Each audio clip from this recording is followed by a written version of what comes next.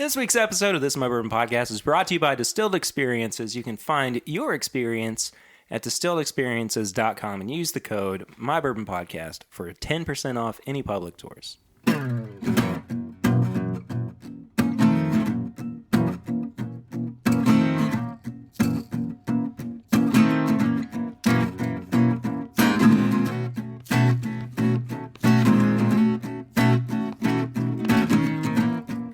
Welcome back, everybody, to another episode of This Is My Bourbon Podcast. I'm your host, Barry. Swan's here again. Yeah, I never left.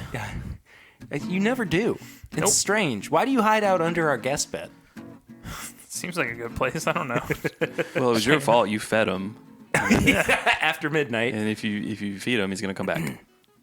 Yeah, If you like a stray dog, except on a giant bird Yeah, that's under your guest bed. and you crumbled up pieces of bread and threw them at him, at him, at his general direction, and then he just gobbles them. and he expects some. You don't know how to fend for yourself anymore, Swan. Absolutely not. And I told you it was on a rye cake. You got the marbled rye bread. I mean, what'd you expect?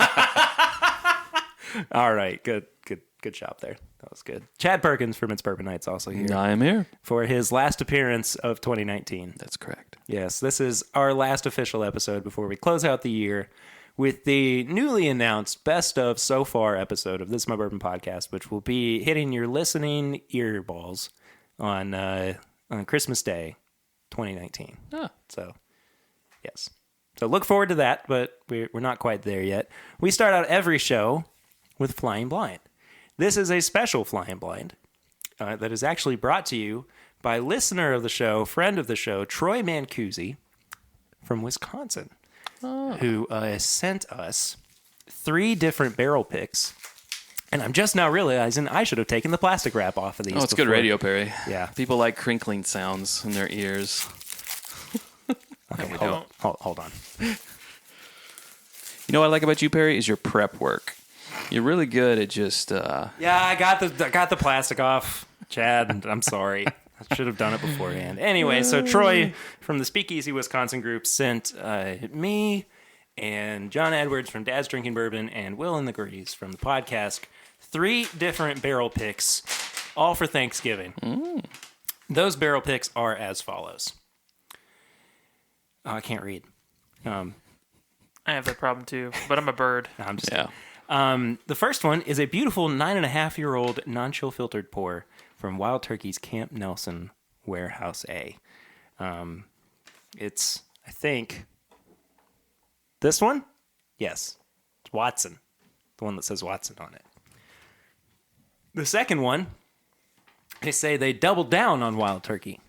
And it's another one of Russell's, and it's called Turkey Drop. Gross. Not droppings. Oh. Drop. Okay. Swan, if you want to help me out with that there. And then last but not least is a pick called Wicked Sensation, which is a Driftless Glen single barrel pick. Have you ever had Driftless Glen rye before, Chad? I want to say I've had from that distillery. I don't know if I've had the rye. Well, it's a 4-year, 2-month-old in unique 59-gallon barrels and bottled at 102 proof. So we've got 3 that we're going to try kind of throughout.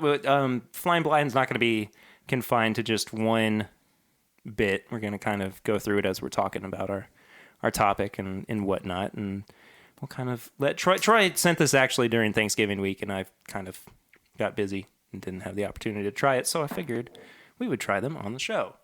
So as we were pouring these first ones, I'll talk to you fine listening folks about a couple of things up top. First of all, I think I'm going to shut down the Movember campaign because we did hit our secondary goal. Sweet. The day that we were recording, Swan. They We knew. hit it. They So knew.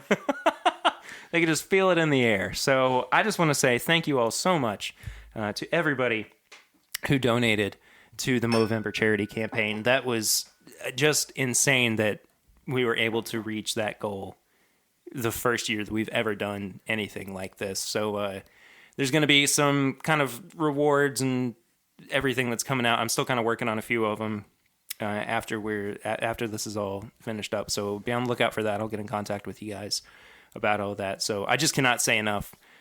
Thank you all so much for contributing to something that was so important to me, and just to see it so successful right off the bat was so cool.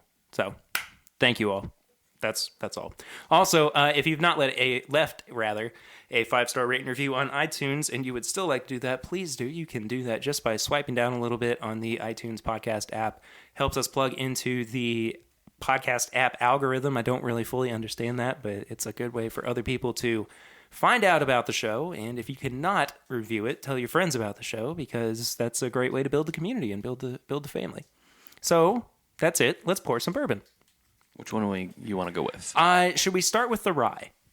Sure. Because we are reviewing bourbons. Right. I do mean bourbons with an S at the end there. So I say we start out with Wicked Sensation. Chad, would you like to do the honors? Wicked. Do that first for yourself? Okay, Yeah. cool. Good deal. As we're doing that, I figure I'll ask you guys, maybe, what have you been drinking recently? Water. I mean, I just recorded the other day. Oh, yeah, that's right. Yeah, but I mean, I haven't really had anything. So I'm going into this episode with no warming up whatsoever. So. Well, I've been drinking a different thing every day because of the Advent calendar. Blind samples. Yeah, that we've been doing. But other than that, a home blend of 2019 Booker's. Yes. Which, if you're a patron of your show, Perry, Yes. they heard what that blend was. Yes, they did. Oh, there you go. Do you want to talk about why you did that blend? Yeah, so it was our turn with the Beagle Rare. Yes, it was. You added to it last, then it was our turn before we sent it on, and Sarah and I agreed that we would like for it to be a little bit nuttier, of course. Mm-hmm. So after trying some Knob Creek that didn't work out and some other things, we grabbed for the Booker's, and we thought, well, why not just go with 2019 and see how that goes? Yeah. So we made a blend of 2019 Booker's that we liked, and then we brightened it up with something else that I won't say. And then that blend went into the Beagle, and it worked. So We likey. the Beagle landed with Chad and Sarah, and then it made a short trip back over here. So the Beagle is re-landed Yes. at my house, and I will be shipping it out to whoever is next. I can't remember off the top of my head, but you said your episode for Beagle Rare will be coming out roughly soon. Yes. Dependent on time, because, releasing an episode every day Yes, with your advent is calendar. tough. So if we can squeeze it in there, we will. Yeah. Yeah, I mean, it'll come out eventually. Just, if anything else, it'll be beginning of 2020, but try to get it in 2019. Yeah. I did, we talked about this a little bit last time, but I did record my blending episode on set Yep. at It's Bourbon Night. Sure did. And just want to say thank you again for letting me to do that. Yeah, no problem. I think that video turned out great. People really enjoyed it as well. I'm looking forward to doing more of that in the future. Maybe not at your house, but on my own and everything. What have I been drinking recently? Swan, what have I been drinking? I mean, you have to have water for survival, but Yeah. other than that, I've had plenty of water. I haven't really gotten too deep into anything other than like Turkey 101, or I had some JTS Brown the other night for the first time in a little while. That's such a solid bottom end offering. It's a classic. especially for the price from do you Heaven guys Hill. find yourself like going through a lot of special pours because it's the holidays? There's always a reason to have something special, and then like you know what? I just want some Elijah Craig, regular Elijah Craig, or Yeah. just regular Wild Turkey 101. Totally. Yeah. No, Okay. I do that all the time. And then like I have to remind myself that I don't need to drink special things all the time, because they are so, Well, you don't want to get out of touch with the people. only that's- be drinking that's those. right. Only be living that LE life. You want to, take a trip back down to that bottom shelf every now and then. Exactly. I mean, we are nothing if not the commoners. That's right. It is a commonwealth. So Oh yeah, that's right. yeah, keep it common in the Commonwealth. Oh, there's a shirt. No, but I mean, you can't drink special every day. I don't know. If I was pressed hard enough, I think I could do some Elijah Craig barrel proof daily. Whew, man, your poor esophagus. Very like Your small amounts, but I Yeah. could do it. Your esophagus and your weight Yeah. Oh, it'd come back and your quick. sanity. I don't need that. I'm sleeping under your guest bed. What makes you think I got sanity left? Yeah, no, we're good. This Driftless Glen pick, it's pretty good. I've only smelled it. Oh. I was gonna say it kind of smells like a fruit pie. Yeah, that like it smells like that candied fruit that people put in like Yeah. what is it? Like the fruit cakes that you Fruit get. cake? Yeah, but like before it gets baked into that gross thing. Before it gets dried out. Yeah, before they make it into a brick. It's that and kind of, almost kind of molassesy on the nose too. I really think this is a pretty excellent. It's molassesy on the palate. Yeah, I mean at 4 years old. Now, do you know the rye content? Because it's kind of It is- reading like it's a higher rye. 51% rye. Is it really? It is really. Huh. Must be the age. I've kind of had that theory that, higher ryes that get older don't have that like, whoa, it's a 95.5 or something. So Yeah. like younger 51 ryes, I think read higher rye. Yeah. If that makes sense. So it's 51% rye, 33% corn, and 16% malt. Might be that high malt. Yeah. High malt. It's also 102 proof. Yeah. I like it. Oh, that's I good. really do like it. I enjoy it. I've seen this popping up more and more, not around here, but just like on social media feeds, and I see why. I want to try some more of their stuff, especially knowing that that's a pick. I'd like to try the standard offering and see what it's like. Yeah. Yeah. Does anybody know where Glyphless Glen? Glyphless Dren. We did record before this for the Patreon community our newest series, which is the pregame chats. So if you guys want to go and listen to those, And it did involve some bookers, so that was true. yeah. What I was going to say is I do not know where Driftless Glen actually is, but he actually provided some tasting notes for us as well. He said, this is a complex and bold but sweet rye that has enough heat to keep you warm on those upcoming cold winter nights. On the nose, you'll find classic rye spices with an undertone of French vanilla. Interesting. The palate starts with a gentle sweetness but ends slightly dry. Lots of cocoa with a little pepper spice, white pepper, chocolate, and a nice aged maltiness finish it off. Not getting the chocolate, but I get The everything maltiness. else. I'm definitely getting Yes. the malt. Yes. Yeah. Mm-hmm. I like it. I think And it's the good. peppery spice for sure. Troy and everybody up at the Speakeasy, they do a great job with picks. I think they've always had spectacular stuff coming out. Swan is working on his typical episode suicide blend. Yeah, it's going to be interesting this time It's around. going to be epic. You need a bottle and sell that. Swan Yeah. juice. Backwash included. I don't know if that branding is going to help anything, but would be interesting. Swan's Lake Yeah. of whiskey? Would it be Kentucky Owl-ish? Would you be just doing blends? Probably. Would you be doing them just kind of haphazardly? Because Would you Dixon's be really doing good them about on a his train? blends. Would you be doing them on a plane? Would you be doing them with a mouse? Would you be doing them what rhymes with mouse? House. In a house. I'd be doing them in my house for sure. Yeah. Would you do it on a boat? Would you do it with a goat? Would you be wearing a blouse? I mean, I do that That normally. doesn't rhyme That's with true. goat or boat, It Chad. rhymes with house. Yeah. These are always my favorite episodes. I'm definitely going to try to do some blends. Like currently my only blend that I have is like this weird 4-grain conglomeration that I try to make that was just like, predominant wheat, predominant rye, predominant, corn, and then mix it together to have some weird like blend. And then the one that's just like the garbage pile of like, I didn't really like this whiskey. I'm just going to dump it into Oh, a Wild yeah. Turkey 101 handle and shove it in the freezer. That'll make good for a bonfire someday. Yeah. Yeah. I got one of the old I mean, ones. it's lighter fluid. Oh, yeah. No, you can still shoot it. It's in the freezer for a reason. Yeah, shoot it into the fire. Oh, yeah. Okay. Well, that'll work. I tell you what, I have a theory that you can. I mean, it's definitely worth trying. You can improve something you don't like with some tiki bitters. That's my favorite. Tiki bitters. My favorite bitters, tiki. Interesting. Yes. Yes.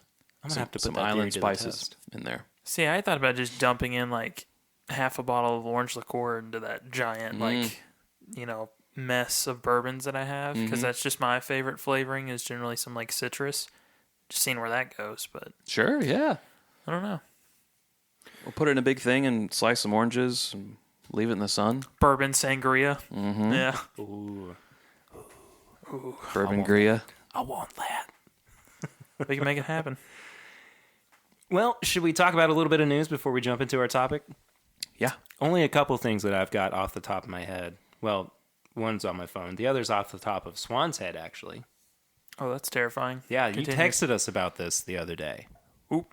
I don't have that good of memory. Hit me with that. What are we talking about? It's about legislation.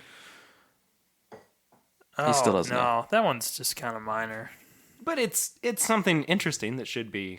Yeah, I mean, anytime that we get a new elected official in Kentucky, they typically take all the commissioners from different branches, mine being revenue, and they get, let go and they bring in somebody new. So last year we had a vote on some of the stuff that revolved around shipping whiskey, and it was a resounding no, just because, revenue you get from taxing it multiple different times. They weren't willing to give that up.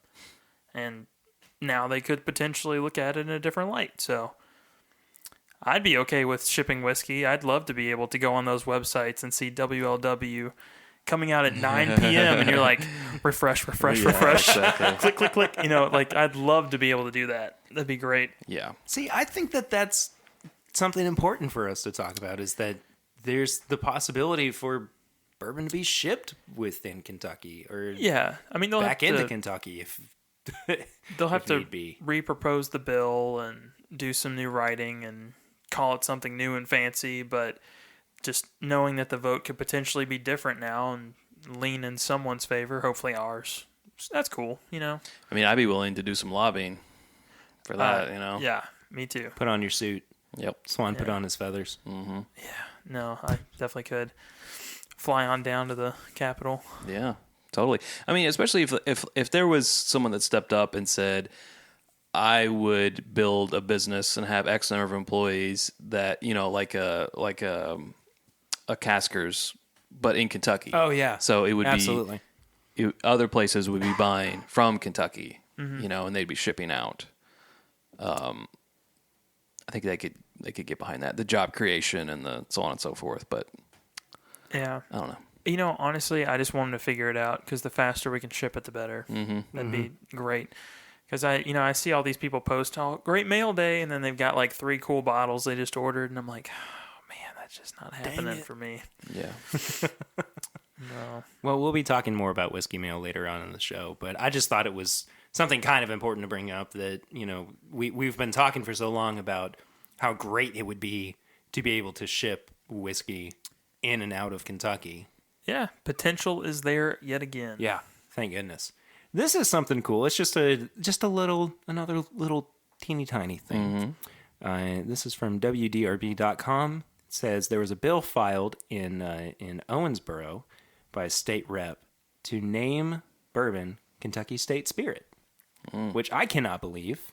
They've not done It it already. wasn't a thing before now. I think our state drink is milk. Yes, it is. Yeah. But I didn't know this, and people ask me this all the time. How many distilleries are there in Kentucky? Do you know how many there are? No, not exactly. No. 68.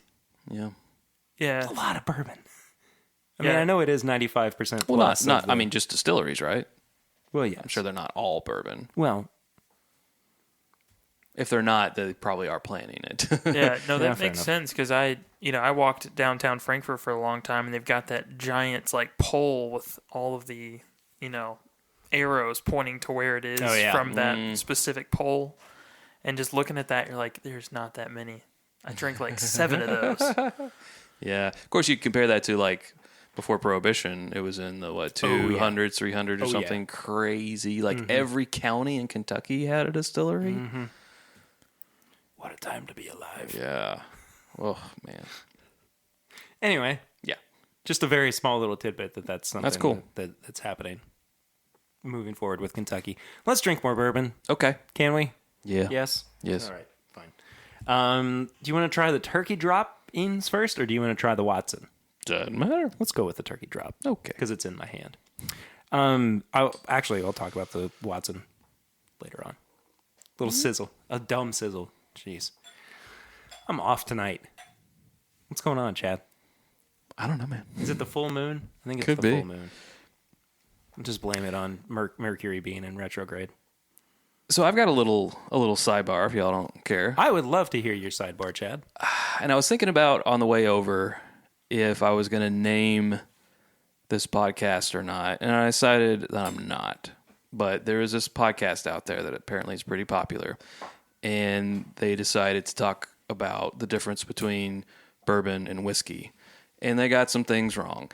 And I don't know about you guys, but hearing people come through your speakers saying wrong information about stuff that you care about just really gets you. Yeah, for us, it's articles. We've read a few Yes. off on the podcast. Yeah. Yeah, let's talk about this. Then. I mean, it's not, well, Can okay. you- okay. I'll bleep it out. What podcast was it?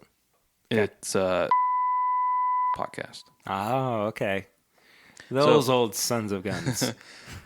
So apparently they went and did their research and then reported back their research. But some of their research was wrong. Okay, let's talk about what was wrong. Well, they said that it has to, they got it right about has to come off the still at 160 or less. But then they're like, I think it's 140 that it goes into the barrel. 140. And then, so that's wrong. And then they said basically for it to be bourbon, it has to be in for 4 years. They didn't say bottled and bond at all. They were just like, straight bourbon, it's 2 years. I think that might have been, I don't know. I'd have to listen to it again and write down all the offenses. Sure. They were like, Sure. but it doesn't have to come from Kentucky. Did you know that? And one guy was like, yeah, I knew that. He was like, oh, I didn't know that. That's annoying. But yeah, they said the 4 year thing. They didn't bring up the has to be bottled at least 80 proof. They didn't bring that up. Then they started talking about Jack Daniel. And Jim Beam. So Jack Daniel is the only one who used this process called the Lincoln County process. Like, no, Wrong. wrong. And that, I don't know. It was just wrong. Sounds like a lot of we're 85% there. Yeah, it was like majority of what you're saying is right. Drinking bourbon while doing research on bourbon. Yeah. Well, it's like if that's going to be because this podcast is pretty successful. If that's going to be like your livelihood, then put in the research and remember it and write it down. This sounds like a bad game of telephone Yeah. from when you were a kid. Or like get an expert to come on. Yeah. So when you have those questions, like I think it was 140. Like, no, actually it's 125. You're just mad that they didn't ask you. Yeah, I am. I'm pretty mad about it. I think I get what you're getting at. Because, we run into so much misinformation about bourbon out there in the world. And to hear someone perpetuating false facts, it's just like, well, you're just adding to the problem, Yeah. And I think that, we talk so much about trying to bring new people into the field of drinking bourbon. If we start them off on the wrong foot, that's a lot more work to, have to try to rehash old stuff and try to recorrect their path. So yeah, I agree with you. Maybe somebody who did know something more about it should have come on. I mean, like the basics of bourbon, the ABCs of bourbon, it's stuff that we can all rattle off. Mm-hmm. Or at least the difference between bourbon and whiskey. Yeah. And so it doesn't take 2 minutes to search bourbon experts or bourbon historians and have people like Fred Minnick come up and Chuck Cowdery and Michael Veach and Peggy No Stevens. I mean, there's just a slew of people out there that they could have reached out to to ask questions of and Or try just to like get more information. Just see if they could fact check them. Like, this is our Sure. script. This is what we're working from. Is there Sure. anything wrong in there? But also some of the stuff was just kind of how they phrased it. Like they said, they said rye whiskey has to be 51% rye. Bourbon has to be 51% corn. It's like someone could think it has to be exactly 51%. Yeah. No, it has to be at least 51 for that. And it's, yeah. And then at the end, it's like, yeah, I was drinking bourbon the other night. How'd you drink it? I just had it on the rocks. And they're like, is there any other way to drink it? And the other guy was like, well, I mean, like, I guess you could also do it with Coke. It's like, yeah, but it's already so sweet. I didn't want to do that. Huh? So it's like on the rocks or with Coke. Those are the two. It's like, but I get it. It's not their thing. But my whole thing is, if your podcast is going to be about explaining a thing, Needs to be in depth. it needs to be, correct. you need to know. Yeah. That's all I'm saying. So No hate to them. Just saying. I'm looking this up right now. This is a 15-minute episode. Yeah, it's called like their. I might have to bleep out more of that. Well, I'll give it a listen. If anybody's interested in finding out what this actually was, shoot us a message and we'll. Yeah, I just I don't guess want we'll to let put you them know. on blast. That's never. No, I don't either. It's never but been my style. It's just unfortunate that now you are having to listen to kind of the same thing of avoid this bourbon at all costs. Ugh, jeez. Yeah. Which I saw for whatever reason. I saw that screen cap, Oh, the thumbnail. the thumbnail again, and it always makes me laugh. And because we put that in quotations in the title, that's like one of our highest viewed live episodes. Of course it is. Of course it is. They're like, oh, what are they? Whoa, avoid what at all costs? I better find out. Such a clickbaity thing, but we were just like, we quoted it because that was their title. Avoid this bourbon at all costs. Film at 11. find out what it is later. Whatever. Exclusive interview with Master Distiller Fred. Yeah. Anyways, Yeah.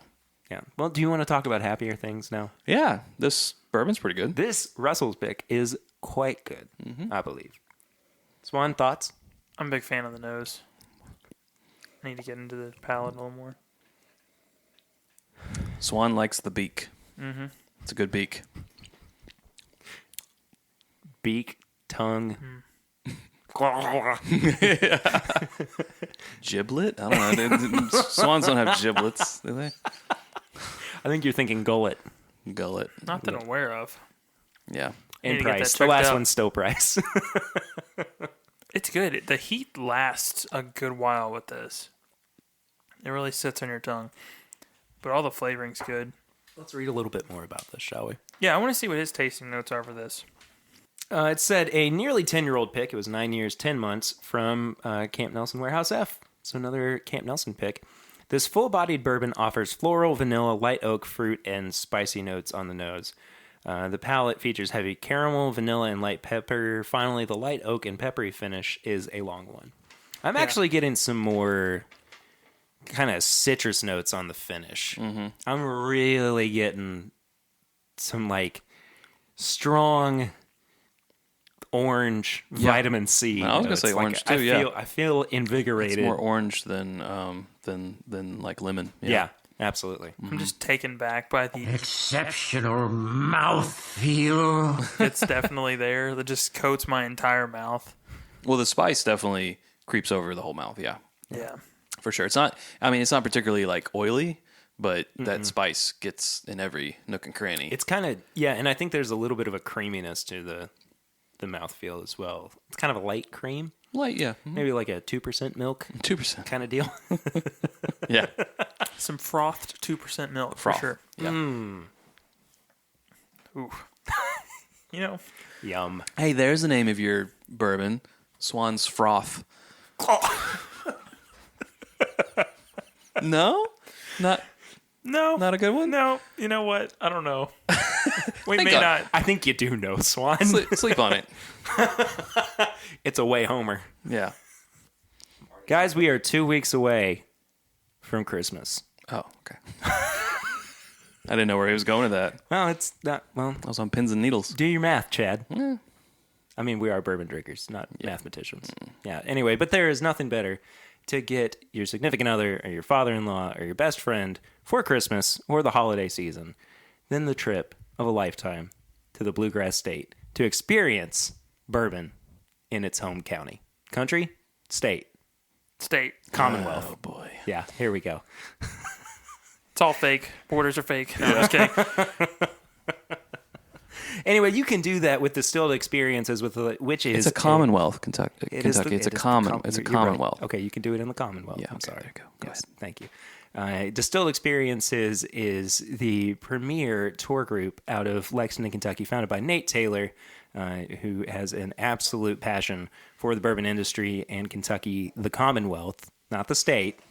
Why do we call it the Bluegrass State if it's the Commonwealth? It's a blue Commonwealth grass. Okay. I don't know. Yeah. Fine. Whatever. Anyway. It is a really fantastic group. I have the great fortune of working with Distilled Experiences. I almost said Bluegrass Distillers for some reason. That's definitely wrong. With Distilled Experiences. Sorry. What do you think we're sponsored by? 7-Up? Fanta. No, we're sponsored by Distilled Experiences. You can find your experience at distilledexperiences.com, where you can select one of 2 public tours that happen every Friday and Saturday out of the week. And you can use the code MyBourbonPodcast to get 10% off on those public tours. But you can also book things like private tours. There is the opportunity in the next year to even travel internationally. So if that's something that interests you, you can find out more at distilledexperiences.com, as well as at Distilled Experiences on all social media. Anyway, back to the show. We never left the show. Oh, jeez. It's been here all along. Yeah, no, we're still here. All right, Yeah. fine. So as we bring 2019 to a close and we try to avoid Swan's froth. Oh. Put a lot of work into it, Perry. Yeah. Yeah. Oh, you're right. You're right. I'm sorry. A lot of blood, sweat, and tears. Feathers. Feathers. I always say you're a good feather. You're a good feather, Swan. You're a good feather. It's another fill in your... Never mind. For he's a jolly good feather. That's his intro song. Okay, reset. In 2020, we will bring you more Swan puns. More... Guaranteed at least 75% more Swan puns. And we're going to cut your taxes. Your bourbon taxes. There you go. Your bourbon Texas. Yes, you burned it. I wish, man. That'd be great. Yeah. You would know. Yeah, I would. I buy a lot of That bourbon. sounded so aggressive. I'm sorry. You would. You would know. Anyway. So as we bring 2019 to a close, I figure that we would kind of look back a little bit on some of our best bourbon and whiskey memories and moments of 2019. I've got one in particular that stands out to me. All right. This is your only one? Yeah, this is the main one. The look on Peggy No Stevens' face when we pulled out some Michter's 10 at your live event. Oh my gosh. It was so funny. It's not her bourbon. No. We had Andrea right there, and she still just lit up like a Christmas tree. And she was just like, I need a pour of that. And just to see like somebody who's, that's not their brand be so happy about something, it was just insane. I loved it. Can I just kind of umbrella that whole event? Yeah. Because that was fun. The fact that came together just blew me away. Because I'd never organized anything like that before. I mean, Or just anything in general. You don't understand. I can barely get dressed in the morning. Yeah. But I mean, like I've done,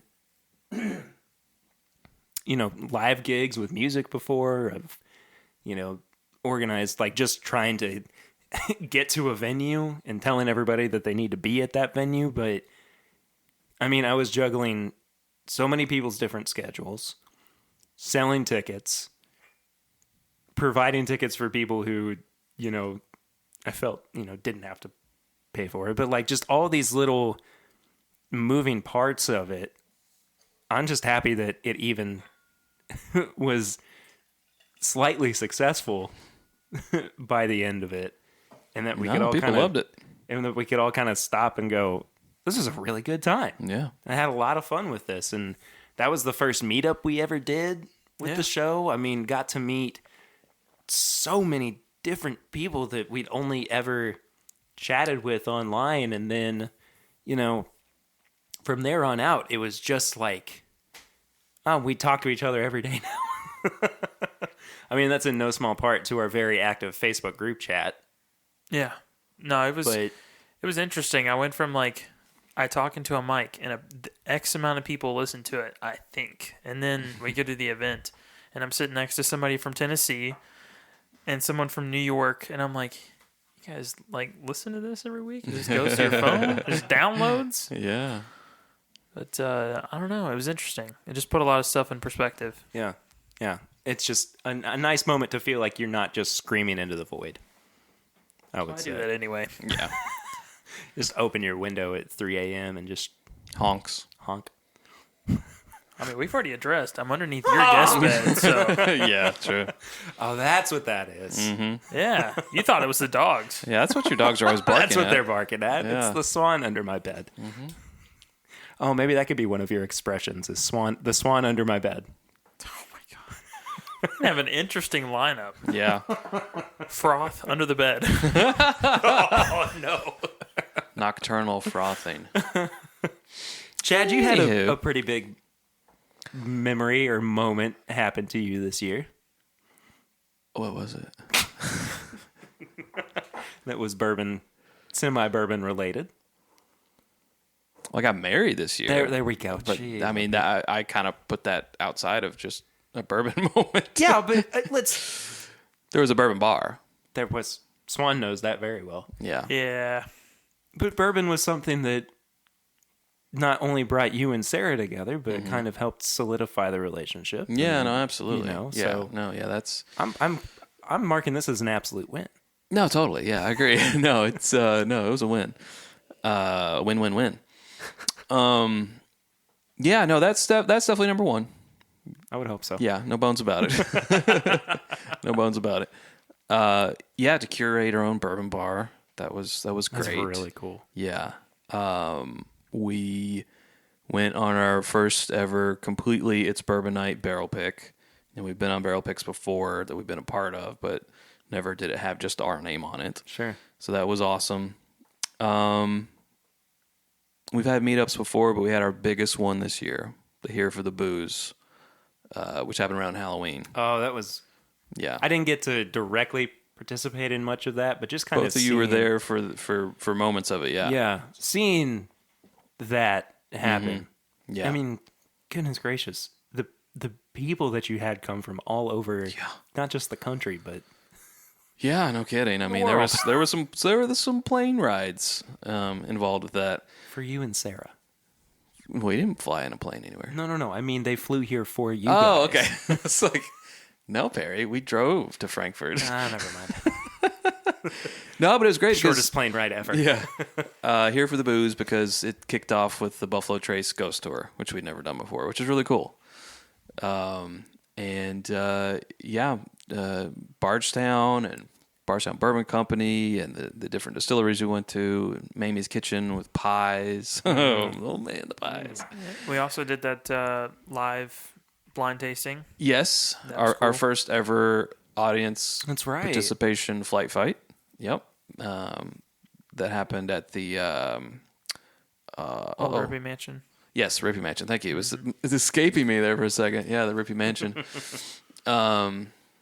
Yeah, lots of, and of course we had subscriber milestones throughout that and channels doing good.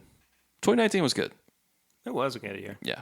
I definitely concur with that. Mm-hmm.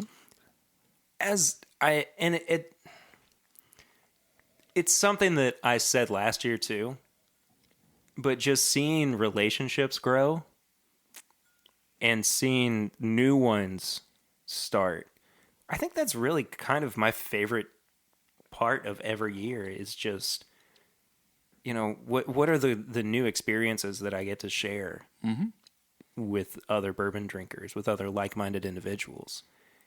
And I feel like I've just I've made so many friends over the past year.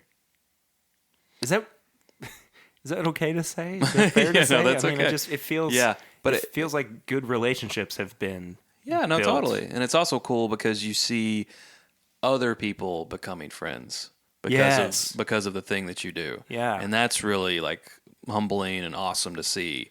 Like when people take their conversation and start just talking back and forth with each other.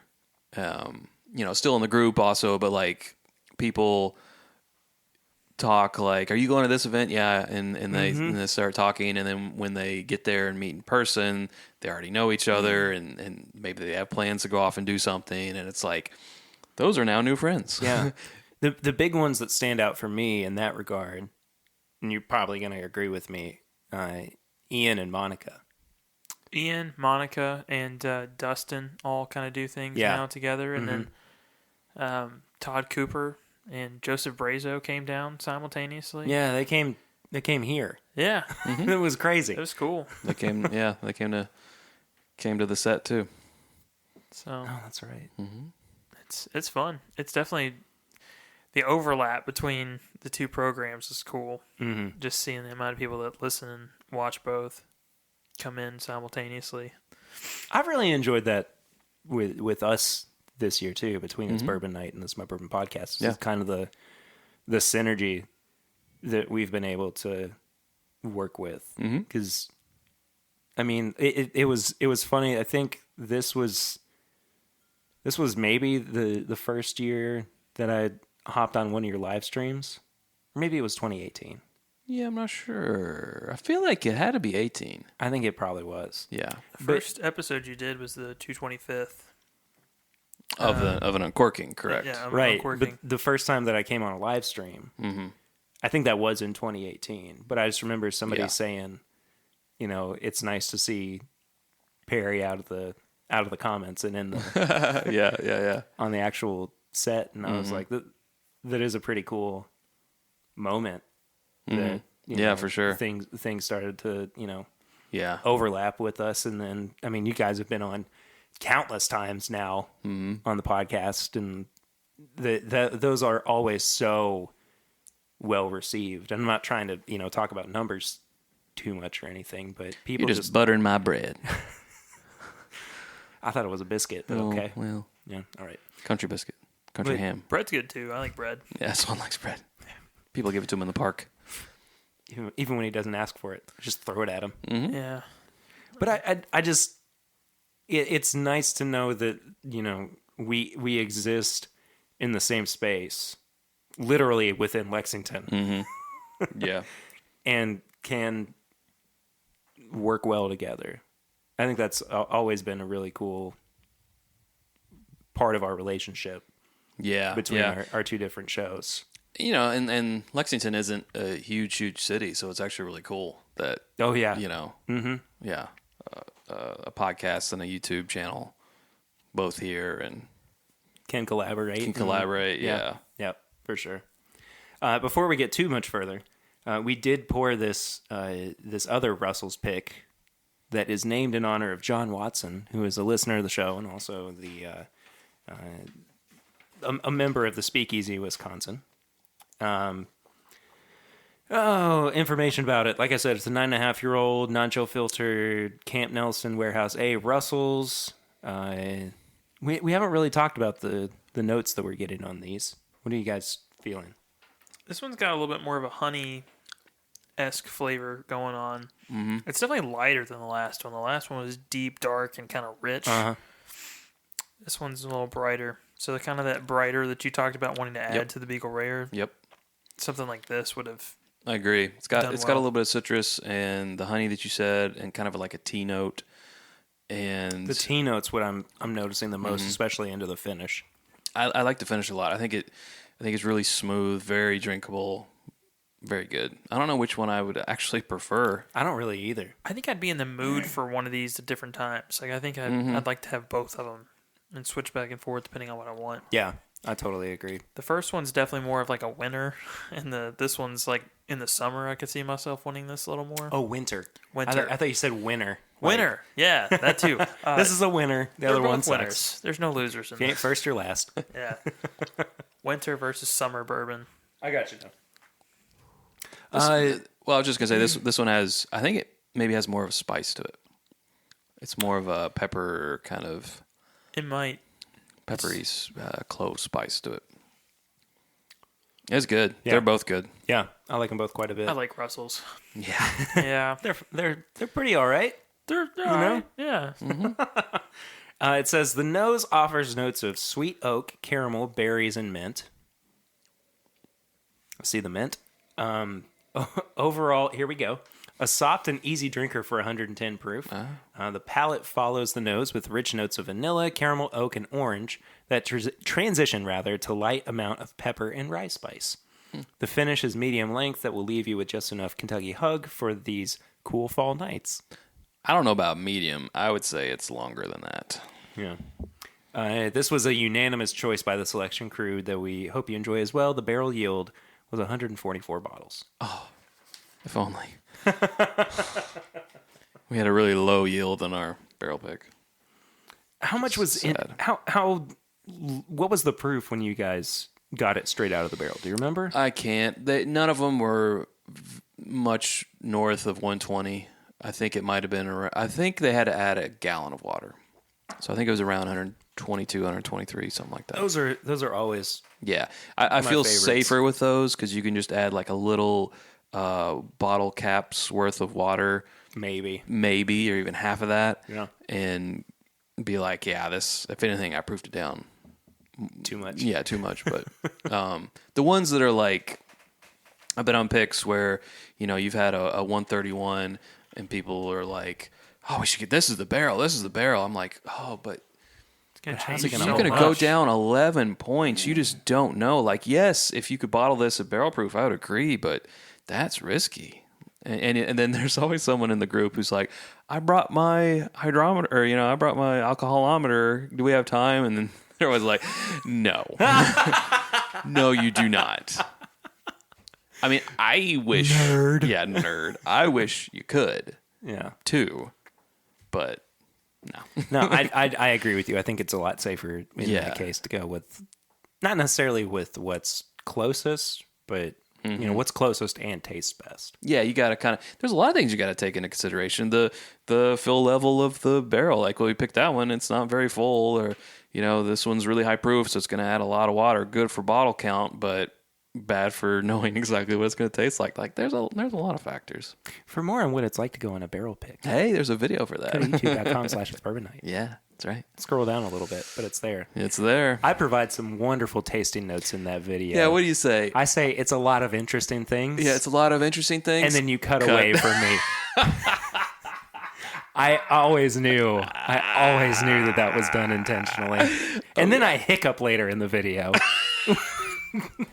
I forgot about that. Well, that's because we had 36 different bourbons. Let's see. Basically that day. It was 3, 2, and 1, right? So Well, that's how many we picked. each 3 gets 3, Yes. or each one gets 3. Yes. So that's 9. Then that's 15. It was 18. 18. And then 18 36. times 2 when you have the one that's proof down in the back. So that's 36. So 36 glasses of whiskey in front of you. I remember you guys messaging me like, we're gonna do a lot of barrel picks today, and I was just like, have fun. And then I was like, how was it? Got nothing. Because I was Nothing came back. I was between a bourbon coma and a Wendy's coma. I thought I After texted back. I I probably did. It's just incoherent. Yeah. It was gravel. Yes. Yeah. No, that What was a day. That was fun. So if you want to hear me hiccup and provide some, A lot of interesting things. Don't even let you finish things. Oh man, that would have been worse. It's a lot of. I'm sorry. Sidebar there about me looking dumb. About picks. What about other fun whiskey memories of What? 2019? Go What's ahead, some of Swan. the favorite stuff you guys found this year? that we found this year. I'll tell you the surprise of 2019, and I know you can attest to this because I blinded you with it. And Oh, yes. is the Rebel Yell 100 proof. Yes. Yeah. Absolutely. Now that episode has not come out yet. That's a Patreon podcast, the Drink More Bourbon podcast, because December happened and we were releasing an episode every day. But that will come out. Swan, yours is out. But yeah, Rebel Yell 100, $20 weeder of 100 proof. Doesn't drink like a weeder. Doesn't drink like a weeder. Doesn't drink like 100 proof. Doesn't drink like a $20. Yeah, it's. And I'm glad it's finally now in Lexington. Yeah, it took a long time. It took like 6 months. It took a long time. Yeah, yeah. My big surprise was and I think it was because I had low expectations of it. Little Book Chapter 3. Oh. And I know that, this was the first time that there was all bourbon blended with it, and, probably should have expected that it was going to be really good anyway. But, man, it blew me away from that first sip. I mean, when I first cracked it open, I think I even just sniffed it right off the bottle. I was like, It's got an Here we go. impressive lineup of what is in it, yeah. yeah. Have you had it yet? I've had it. We have not cracked our bottle. In fact, we might do that on Sundays Live. Okay. Because there's some bottles we got to get open for continuing our best of 2019 contention. You got a lot of work to do in a couple of amongst weeks. everything else. Stag Junior. Yeah, Stag Junior.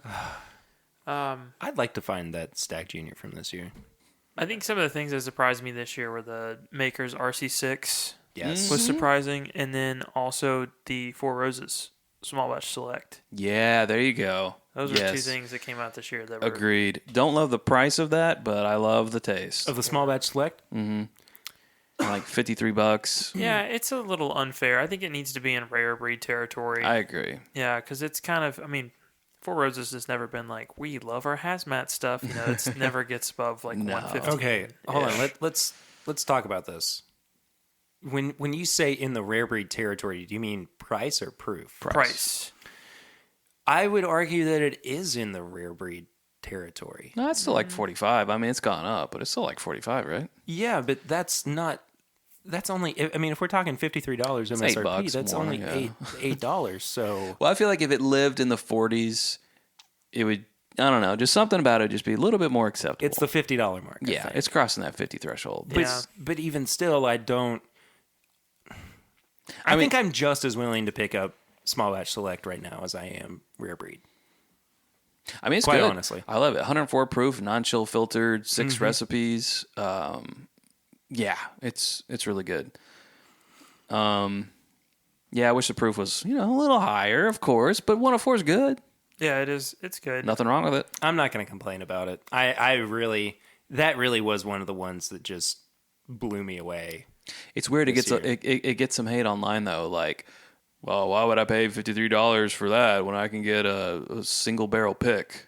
And it's like you're always gonna get that. Why Okay, would I get fine. Knob Creek 25th when I can get a pick for $45? It's amazing. It's like, yes, you can. Okay, in that vein, how do you feel about the new Baker's single barrel being $60 at 107 proof and 8 years old? I have not had it, Perry.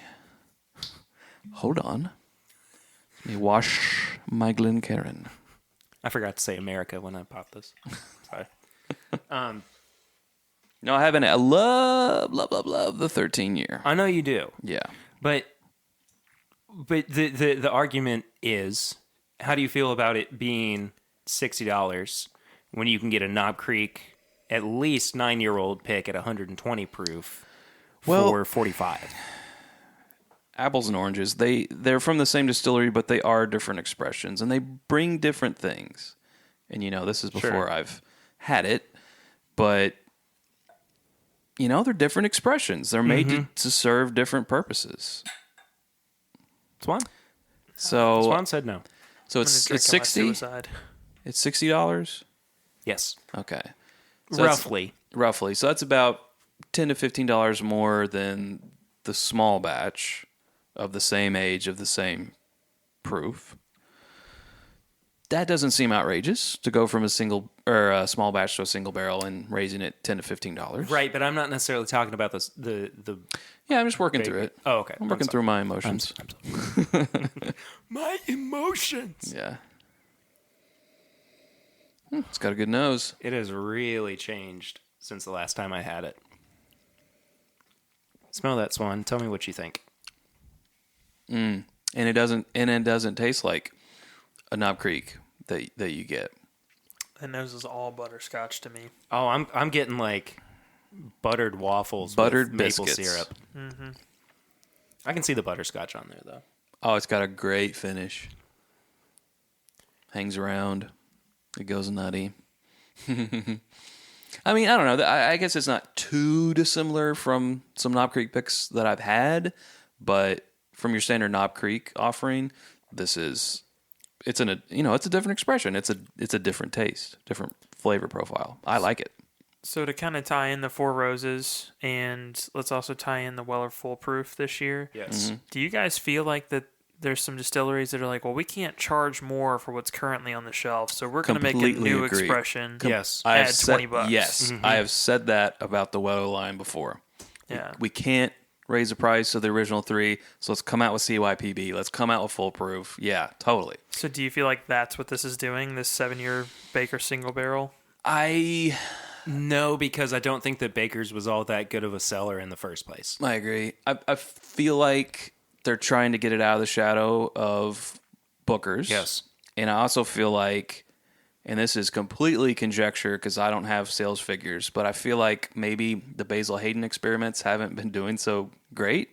I know they haven't been received well by bourbon drinkers. Well, you almost said you and Sarah. To be fair, this is the first time I've seen one of their finished products sit on the shelves. Like the dark rye, gone. 2x2 rye, gone. The regular rye, gone. Why? But then the Caribbean cast came out, and it's just I still see it around. It's still hanging out. I've seen a lot of the 10-year recently too.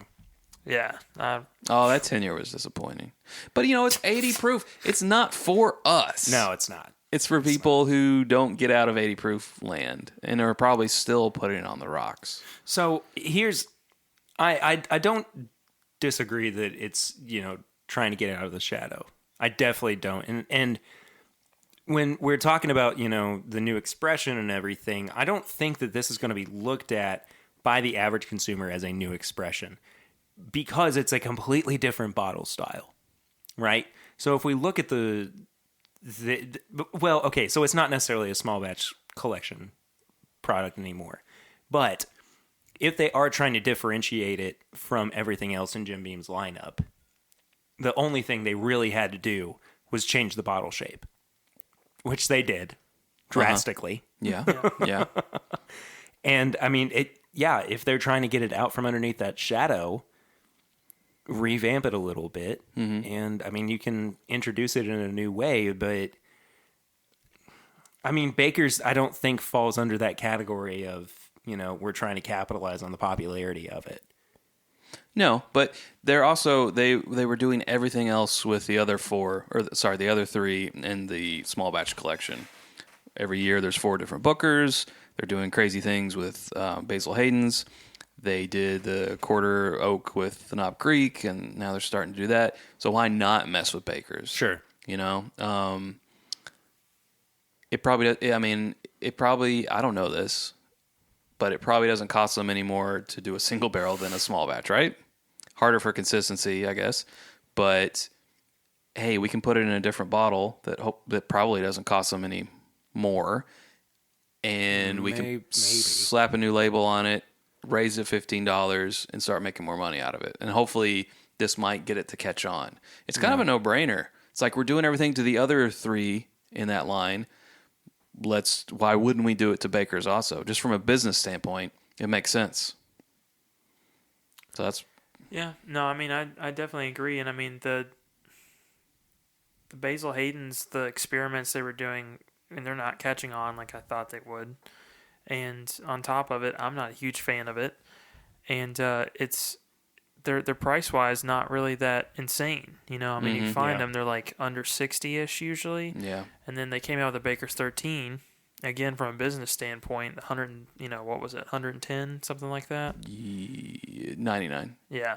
So, I mean, it's a good way for them to make extra money and put out a good product, because that 13-year-old Baker's, I thought, was better than a lot of the 13-year-olds Knob Creek picks that they've been putting out. I agree. Chad, let me ask you this, because this is something that I've been thinking about a lot recently.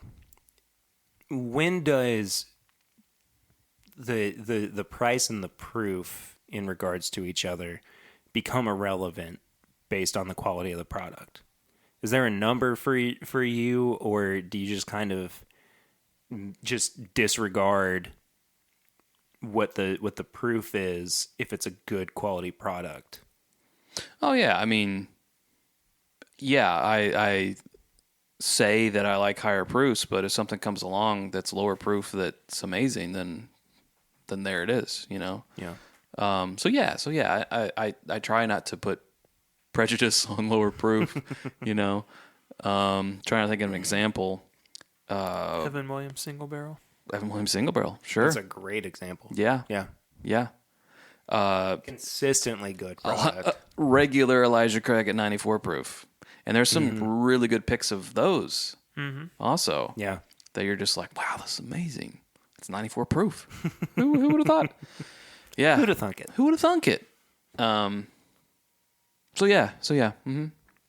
I think the big reason that I ask that, and I know we're getting way off topic from this year in review. Well, I love how they just organically, they show themselves, the topics. But this year's Stag came in at 116.9 proof. Right. And so many people, before even trying it, started to naysay and go, Yeah. I can't believe that they're making Stag lower than 120. I mean, I think with Stag particularly, it's Stag. A stag will buck you, right? Stag kicks. Yeah. Stag is, there's hazmat. There's not a whole lot of hazmats out there. Stag's one of them. Elijah Craig is one of them. So when you have a low Stag, it's like, hey, that's not your shtick. Your shtick is your high proof and you kick. So what's this about? So I get it. I don't approve of it. I think you shouldn't pass judgment until you try something. Yeah. And I've had the Stag Junior this year, and it's great. Mm-hmm. It's just kind of like, when it's there, it's there. When you know. This also, and I'll stop interviewing you here in a second, but I like it. This is the other thing that I've been thinking about a lot recently too. Swan, you can definitely weigh in on this as well.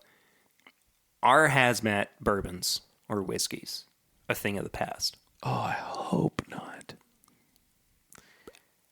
I hope not, but it seems a little ridiculous when I'm so happy with 120 proof and some of the full proof offerings, because I don't know, the 115 or 114 that they put out on the Weller, plenty of heat for me most of the time. The 120 on the Knob Creek stuff, it's plenty of heat. If you put out 140 plus, I'm gonna hunt it down. I mean, but so is everyone else. Yeah, I mean, I don't own a hazmat proof. The closest thing I have is an Elijah Craig Pirate bottle, barrel proof that's 139.4, and that's pretty damn close. Is that the one that you cracked with what's his name from Ming Chen book? from Comic Book Man? Yeah. It was the first day I met you. That's right. It was weird. Oh. Sorry. Anyway. Yeah. This is just Perry and Chad reminiscing. That was our first,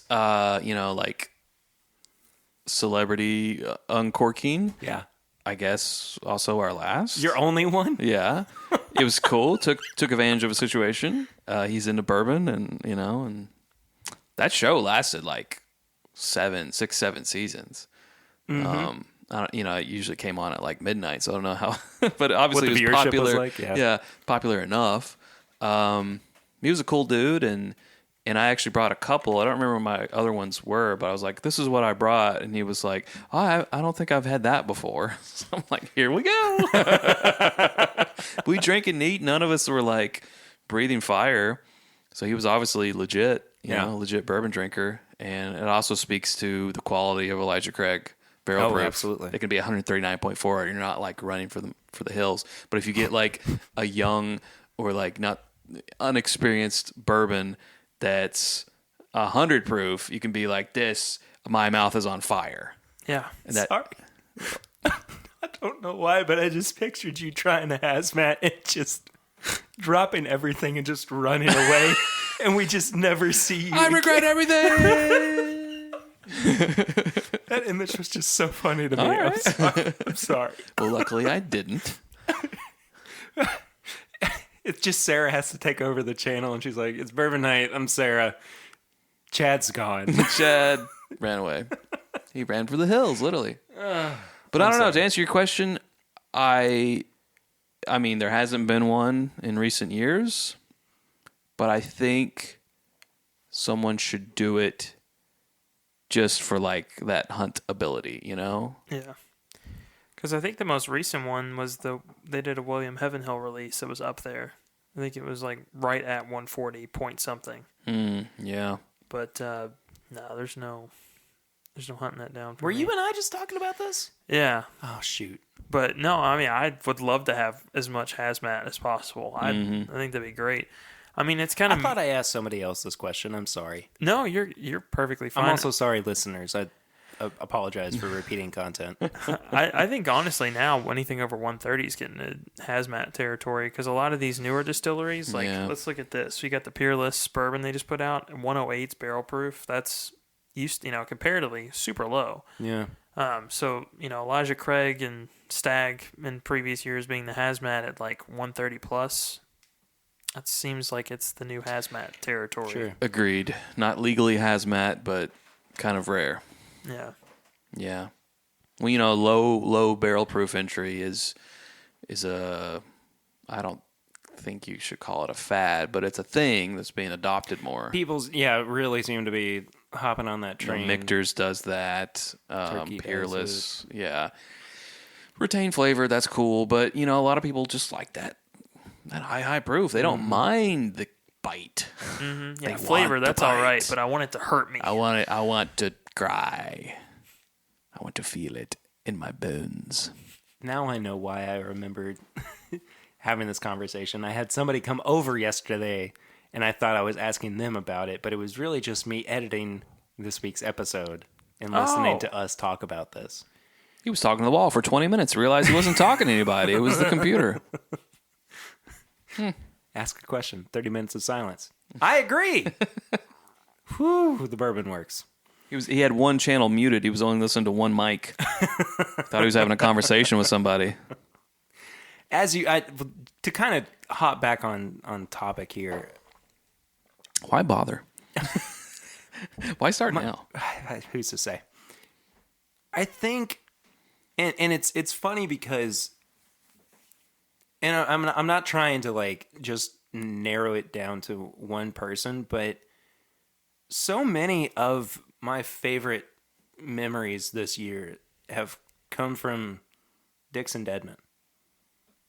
And it whether it was, getting to go and talk with him about Beagle Rare and then presenting that bottle of Batch 9 to Matt, or, Whiskey Weekend with the podcast, or, just me and Dixon just getting to be friends now, which is a very strange thing to like say out loud. Yeah. And I know that he would say, shut up. But just like, again, it's so much more about the relationships anymore for me. And like seeing a closeness in this community that I didn't ever really think was going to happen. And like when I first was talking about having Dixon on the show, I was like, hey, Lucy, I'm thinking about doing this. And she was like, he's coming here? He's a big deal. We have to like hire a cleaner and like take care of the house. And I'm like, oh, you're right. He is a big deal. But like the more you sit down with him and get to know him, like, and this is consistent, I think, with everybody in this community. We're all just people and we just enjoy bourbon. And it's just a part of something that we love, and to be able to share in that experience together and extend that love of it and extend the opportunity to experience these things. That's so much more important than a podcast or, arbitrary bottles. You know? Mm-hmm. I mean, I love making connections. And I think that's been the big thing for me this year. Again, I think that was my moment of 2018, or my best memory of 2018 too, was just seeing relationships and connections grow. And I have to kind of echo that again for 2019. So Yeah, absolutely. I love you, Dixon. Wow. It's a bromance. He knows it. I'm seeing him on Monday. All right. It's a date. Cool. I'll see myself out again. Okay. Again, I think that's best. Yeah, no, I mean, it's what it's what it's all about. Another thing, going to Austin this year for the second time for the Whiskey Vault, Whiskey Tribe, Crowded Barrel Distillery, their thing, and they expanded the Whiskey Tube community 3 or 4 or 5-fold. Yeah. And made it 4 or 5-fold hotter. No, With colder. all the bodies. It was that's right. It was colder. It wasn't October, It I was forgot about like 30 or 40 degrees colder there this year. But yeah, continuing that relationship, meeting new channels, or just meeting channels that we hadn't met before, and all that, and being part of a Iron Root Republic pick that was the first ever YouTube barrel pick, was really cool. That is really awesome. Yeah, that was awesome. That was good. Good times. That was a highlight. Austin's always a highlight. Swan, anything else you want to add from? You're holding it out there. Well, I was asking you. So hold on, before we go too far. Do we want to double up on the review, or do we want to do one? Should we do one? Yeah, we've been doing barrel proofs all night. Should we continue with the barrel proof theme, you think, or do this? I don't know, but I agree. If you want a more accurate review, you should probably just pick one. That's what I was thinking as well. Yeah. I think this one would be more current because people are going to start getting that come January, February. This one, people are getting the press stuff for it now. Well, people are getting press stuff for this one true. too. Well, So this one's coming out. This I'll one's tell you available now, though, right? let's do that one, and this will be a YouTube review for me. All right. Or maybe I'll do it on another podcast, like a quick bonus one or something. I don't know. Who's to say? We'll find out. Either way, we figured out a review. Everybody who's listening is frustrated because they know what we're talking about now. But yeah, Swan, do you want to wrap up with anything before we move on to our review? Well, I mean, I think my perspective on relationships and stuff has always been a little different than you guys. Like, I don't go to a ton of events. Mine's usually like checking in on the 15th liquor store owner for that day, seeing what they got. If they don't, talk to them, bring them a sample type thing. This year was great. I mean, shout out to Kroger. They've done a lot for all of us this year, just getting us some good bottles and stuff. Total Wine's been good with just keeping stuff on the shelf that's good and regularly available. And then Justin's helping us out with some, Rebel Yell 100. Yeah, totally. First place I got it was asking Justin's about it. Yeah, so I mean, a lot of good shops. I mean, that's usually my relationships that I build, so. Well, you guys do both have clean Glencairns. Yeah, I'm going to use that cleanly. If you want to do that. I mean, I did just clean mine out. But oh, that was supposed to be Chad's. I'm sorry. Switch me. It's all right. It'll taste better. No, go for it.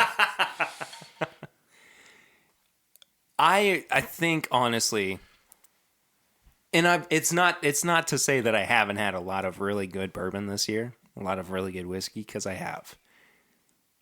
But when I look back on 2019, it's going to be about all of the moments that I spent sharing that whiskey with other people.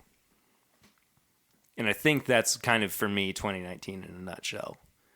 And so I'll be I'll try not to be as sappy as possible but like that's it for me. I mean, that's what gets me excited is, getting to sit around with a pint of Old Fitz bottled and bond 15 year. Mm-hmm. Oh man, what was I talking about? Don't Got remember. lost for a second. Don't remember. Yeah, it's okay. Anyway, I do want to say too, 2019 was a big year for the podcast, and I just want to say thank you all so much for listening and visiting with us and coming to events and supporting and this, that, and the other. I mean, it's just been it's been a great year. And 2020 is going to be bigger and better and even more fun. Yeah, it is. So with that, let's go ahead and review this Old Fitzgerald Bottled and Bond 15 year. I'm from excited. Heaven Hill. It's got a great nose. It's very It like does. baking spice. It's I was a little put Bread. off by, I think, the 13 year, because we got, what was it, fried plantains on that one? Did we? I think so. It was one of them we got, and it was just all like fried plantains. This one? I think so, yeah. Really? Really? Really? I can't go much higher. I'm I sorry. can't either. And that's good, but it just wasn't a profile I enjoyed. So as soon as I saw it, I was like, oh, we added more age. I was like, I don't know about that. I'm getting bacon spices and lemon zest. there's a zest of a lemon in there. We'll give it to you. Some salted caramel as well. Am I the odd man out on this one? Yeah, we formed a committee. Yeah. Great. Yeah, he's naming my bourbons. I'm hastily throwing them together in my freezer. It's all good. And my podcast is getting overtaken. Wearing my blouse inside my house With your mouse. with my mouse. He's changing pants, eating a sandwich. Yeah, I'm eating a big sandwich. Changing my pants. Don't even worry about it. Yeah, there's a caramel spice in there that's just really pleasing.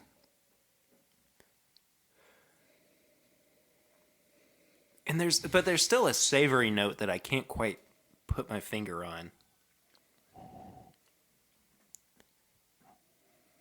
It just to me, it smells like those, like apple cider, like fritters or whatever that you get.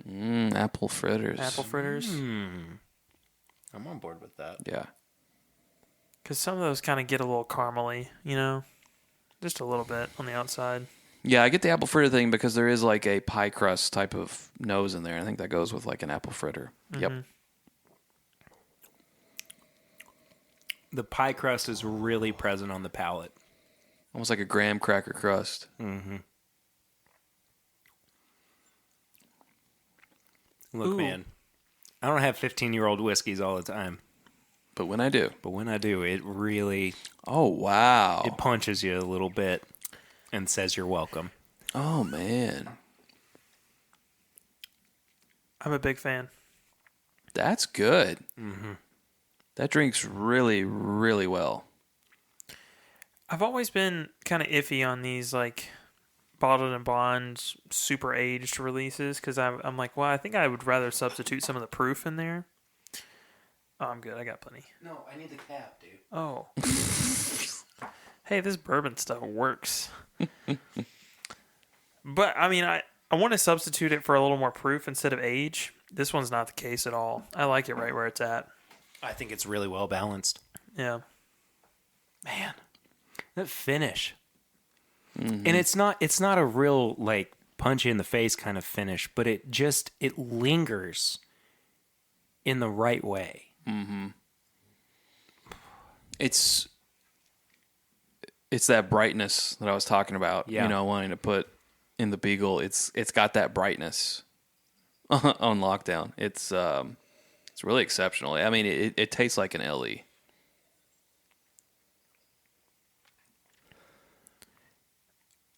I'd venture to say this one's probably my favorite next to the 11 they put out. Oh, I think the 14 for me was easily my favorite. Yeah, it's light. It's delicate, if that makes sense. The palate is the light and delicate part, just so enjoyable, and then the finish it starts kicking up, and you start to get some spice, and a little bit of heat, but nothing out of control.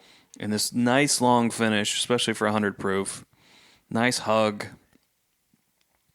Oh, it's really good. The palate, and there was a note that I couldn't quite get, and I think it was because it was kind of playing well with the mouthfeel, and so I was having trouble kind of putting my finger on it. But what it is apple pie, homemade apple pie with that graham cracker crust with homemade whipped cream on top. It's got that same kind of consistency. Sure, it's not Swan's Froth. It might be Swan's Raw. Stop. See, I would work whipped cream into a mouthfeel. Is that what you're going? Is that where you're Maybe, going but I'm with still it? I'm still tasting it a little bit. But yes, I can see it in the mouthfeel as well. I'm still definitely getting that like apple frittery type stuff, but I can see the graham cracker crust thing that you're going for. Yeah, I think the what I'm getting on the finish is more of like if you have an apple crumble and the things that are on top, you know? Yeah. That's more of what's lingering in the finish for me. But it's one of those bourbons that you have to concentrate on dissecting it, because when you drink it, you just want to just sit back and go, oh, You just want to yeah, enjoy it. Yeah. this is great. And then you're like, oh, wait, I'm supposed to be like figuring out what it tastes like, which is a good sign. Yeah, no, it's definitely a roller coaster because I just want to like sit in my seat and just let it go, just let it happen. But instead, I'm doing that thing like you said, consciously dissecting it. So I guess in the roller coaster analogy, I'm looking for the camera so that I don't look stupid during the ride. Yeah, exactly. But no, this is good. This is really nuanced. I think this is one of the more nuanced things I've had this year. Yeah, the more you return to it, I'm starting now to get like a syrup, a maple syrup type of feel as it coats the mouth. That sweetness is kicking up a little bit more. It's really heavy on the baking spices and really just kind of baked goods flavors in general. Yeah. I feel like I just am defaulting to going, it's really good. It is really good. It's really good. It's really good. I don't even know how I'm going to score this one yet because I have so many feelings. I mean, the least amount of time I've spent with it is the nose. So I think I probably should go back to that while I still have some in my glass. Well, let's talk too about the price on this. Yeah, what is the price? Yeah. It's $150. Has that gone up? Well, they mark it by the age. They generally do. They're pretty close to this every release. It's about $10 per year Okay. for these. Have you ever tasted it in New Orleans?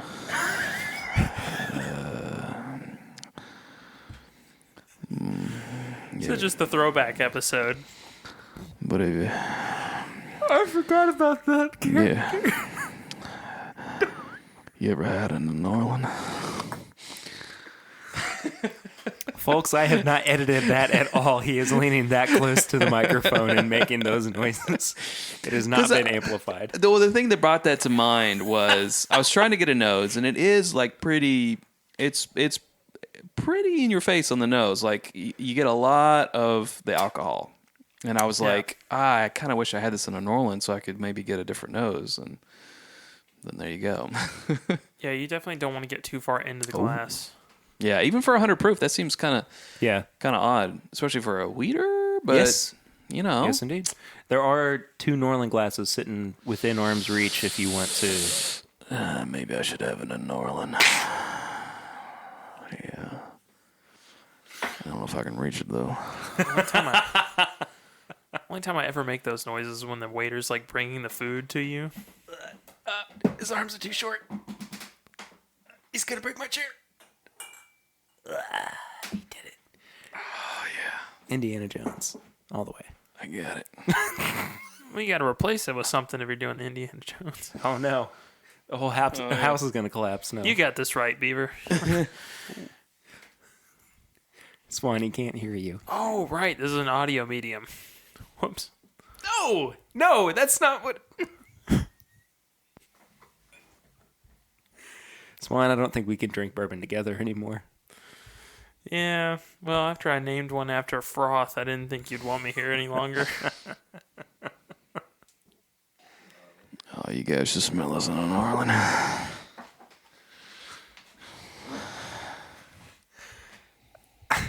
Future Perry. Good luck. No, it does. In the Norland, it does eliminate that alcohol, that ethanol kickback that's kind of preventing you to get a real deep nose on it. So what are you picking up instead now that the alcohol is not limiting you? I mean, the same stuff, but it's just a lot easier to get. You can really just take a big old breath. Oh yeah. Yeah. And that's the power Oh, the of the Norland. Norland. Yeah. Yeah, now I'm getting like a lot more fruit notes on there. Swan? Norland. How's the smell in the Norland? That's pretty good in the Norland. Yeah, okay. It's like he's always uncomfortable, but he really likes the Norland glass. That's that character.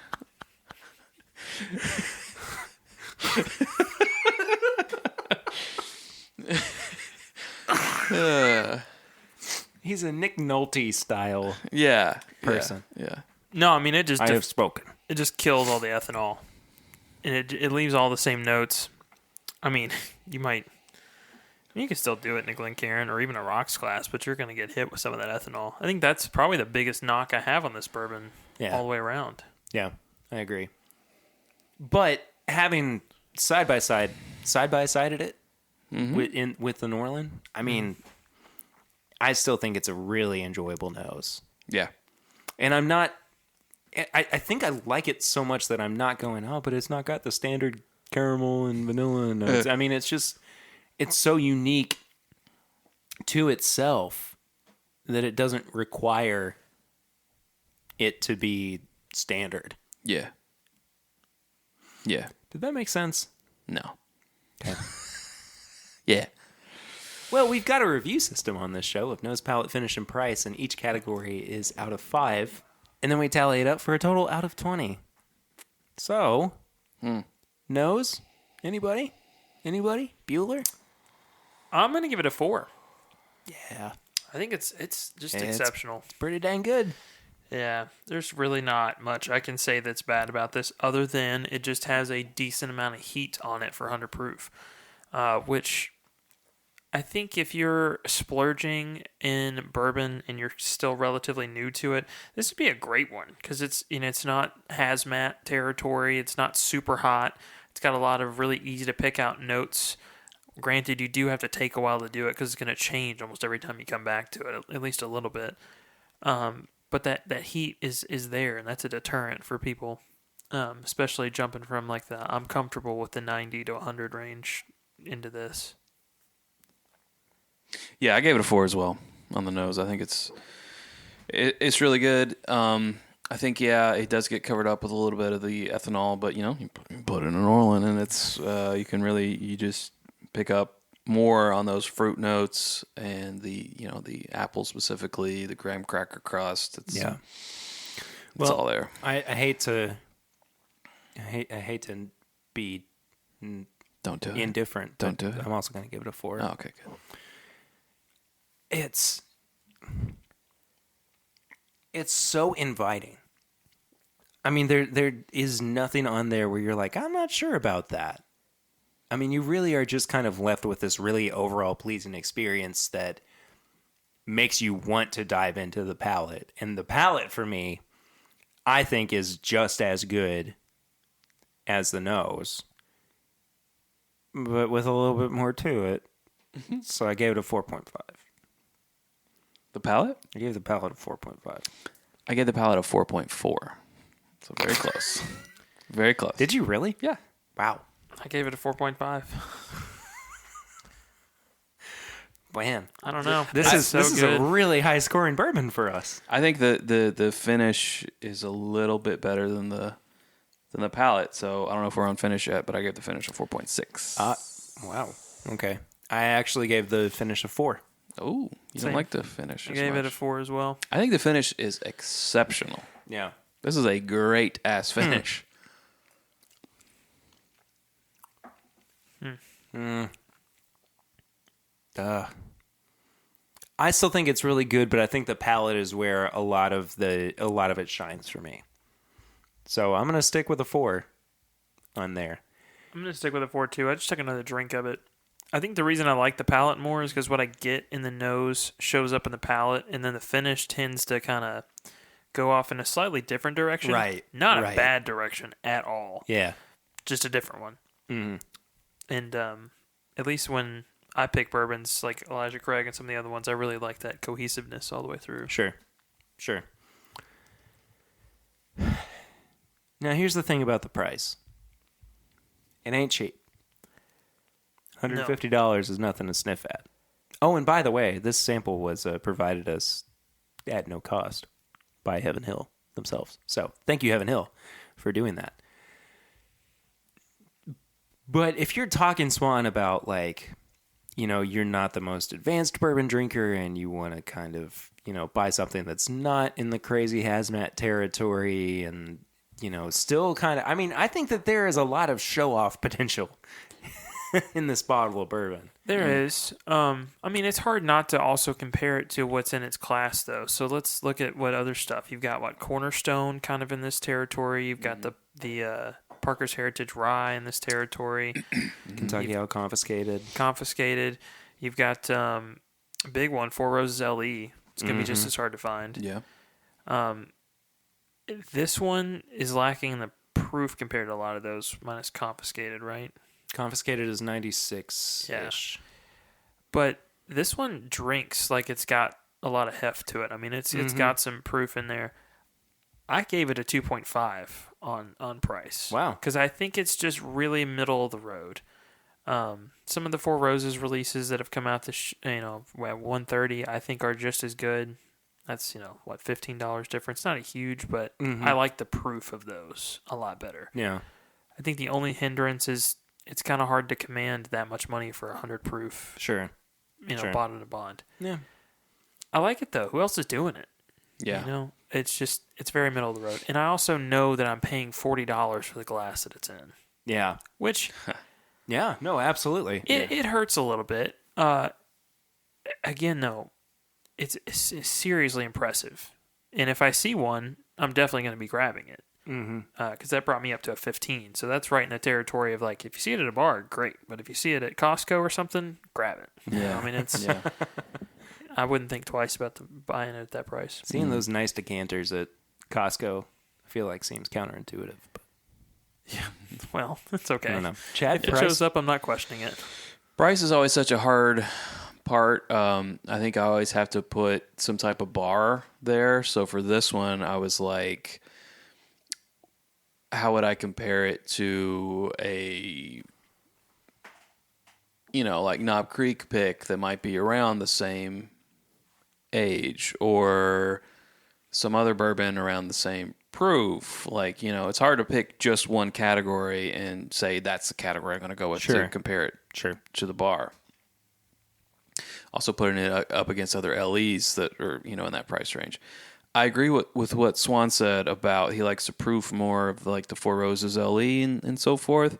But for me, proof was the last thing on my mind for this particular one. I agree. Now, normally it is higher ranking on my list, but for this one, I was concentrating on the wonderful nose, the great palate, the wonderful finish, and yeah, unfortunately thinking about the price. But proof just wasn't on my radar as heavy as it is on others. So I think that factored in well for the price. So I gave it a 3.3. It's not quite a 3.5. It's not a 3. It's a 3.3. You are flipping this whole review system on its head, man. He's making it hard for him to do math. That's a him problem. Yeah, exactly. That's true. A 3.3. It's $150. I wish it was less. There are other either 15 years or 100 proofers or things that taste in this ballpark that will cost less money, and that's why it's not a 4 or 5 like some of the other scores. Sure. But I haven't had much like this in 2019, so I got to think about that too. So if I want something of this exceptionality, 2019's the year we're living in, you got to pay for it, I guess. So that's why I didn't like, kill it on the price and gave it a 3.3. Yeah, I kind of have to agree with you in just kind of in general terms that it is going to warrant a higher price point, just based on quality. I mean, wheated bourbons do take a little bit more time to mature, and with that, it may be good at 8 or 9 years, but with a little bit more time in the barrel, I mean, that allows it to interact well with the char of the oak and the atmosphere and everything. So I think that when they put that time and they put that effort into it and really do craft a really good bourbon, the price point can be warranted. And so, yeah, I do agree that there are other things out there that in this price range may be, a little bit more pleasing to the masses, or might have just a little bit more appeal to it. But in this case, I think that this could wind up being kind of an unsung hero of 2019, in all honesty. And, I think that really we've had 2 solid years of Old Fitzgerald Bottled and Bond premium bourbons. This is now the end of the second year where we've had a 9, an 11, a 13, a 14, and a 15.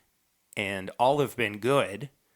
Some have been really good, into the great category too. But overall, I mean, there's just something clearly to be said about what Heaven Hill is doing with this product. And, it is something that people will, of course, kind of roll their eyes at a little bit because of the style of the bottle that it's going into. I mean, yes, you do pay for presentation in some degree. But that being said, I was going to say, if there was a 5th category of like presentation, this would be high. this is like a Would be. 5 in presentation. Yeah, totally. I mean, you want to have that on your bar cart. You want to have that on Yeah. your shelf. It is a looker. Yeah, know? for sure. It's one of the few bottles that, like, since I've got out of that college mentality of, well, I finished a bottle, let me put it on top of my kitchen counter. Yeah. That I've been like, once I finish that, I'm stripping all the labels off and I'm going to use it as an actual decanter because the cork's heavy. Yeah. Or, I mean, I love the label just as much as the bottle shape. I will put Wild Turkey 101 in an empty bottle and put a sticker on the bottom that says, "Hey, dummy, remember this is Wild Turkey 101." Because the label itself is beautiful. I mean, I hear you, Swan, but I would not strip that label off. I've told you this in the past, Chad, that when this, so I'm holding the 13-year-old Old Fitz Bottled and Bond. When this bottle is empty, I will be using this as a decanter because of how good this cork is. I mean, I'm not even going to try because it is so insanely tight on there, and I like it better than I do, regular decanters with the glass topper and everything. I just, think they don't preserve the bourbon as well. There's no seal there, yeah. Anyway, this is a long-winded way of me saying that I gave this a 3.75. Oh, okay. Yes, $150 is not cheap, just straight out of the gate. But I think that, with the product that's in the bottle, with knowing, that there is craft that goes into it, and stacking it up against some of the other LEs that have come out this year, I think that this is a really quality product. And I mean, I don't think that Heaven Hill has done anything bad with the Old Fitz line this year in general. So 3.75, that takes me to a 16.25 out of 20. So, I mean, this is a 16.3. This is if you can get your hands on it, I would recommend it. Get your hands on it. Get your hands around it. What was your total, Swan? 15. Okay. So, I mean, we're all kind of hovering in the same range. That we would recommend it if you can manage it, if you can afford it, if you can find it.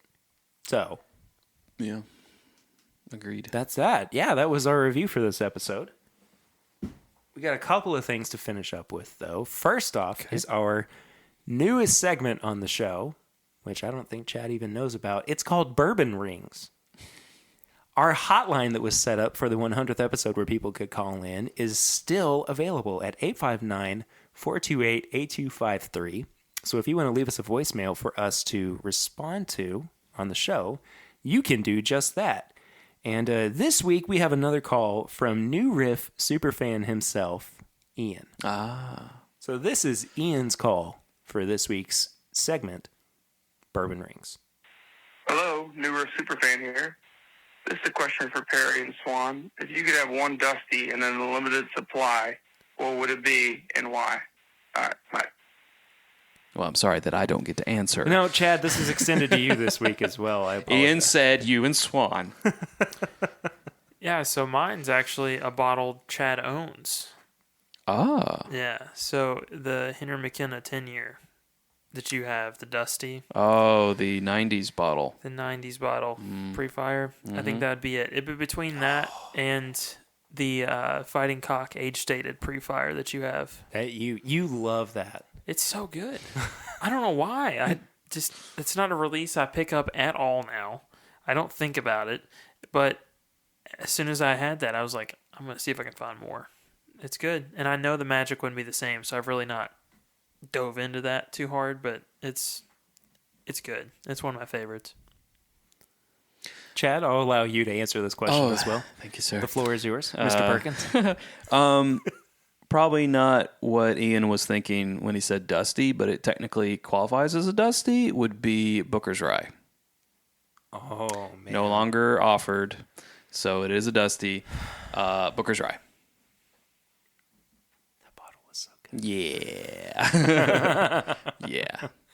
I was going to say like 70s or 80s Wild Turkey 101, and I would love that too, but no, Booker's Rye. I mean, that birth year Turkey 101, Yeah, that was rather good. that was pretty Yeah. pretty spectacular.